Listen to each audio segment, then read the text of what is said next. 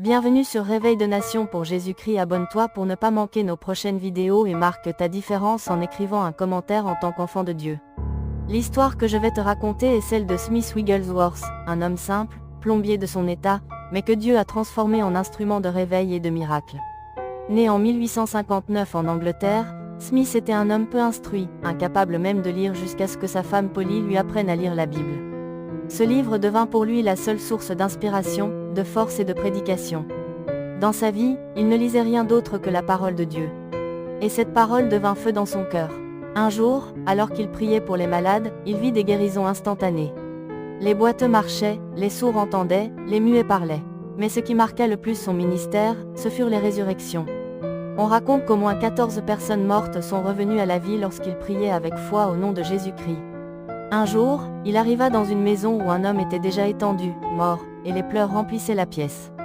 Smith refusa la panique, il prit le corps, le plaça debout contre le mur et déclara avec autorité, « Marche au nom de Jésus-Christ ».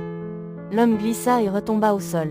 Smith le releva encore et répéta la même parole de foi. La scène se reproduisit une troisième fois, et soudain, l'homme respira de nouveau et la vie revint dans son corps. Toute la maison fut bouleversée par ce miracle. Wigglesworth ne se considérait jamais comme un héros, mais comme un serviteur obéissant. Il disait toujours, « Si Dieu dit de le faire, je le fais, et c'est tout ». Son ministère fut marqué par un zèle brûlant pour la sainteté et pour la puissance du Saint-Esprit. Là où il allait, le réveil suivait. Les foules se rassemblaient, non pas pour écouter un grand orateur, car il parlait simplement, mais pour voir Dieu agir au travers d'un homme ordinaire rempli de foi extraordinaire.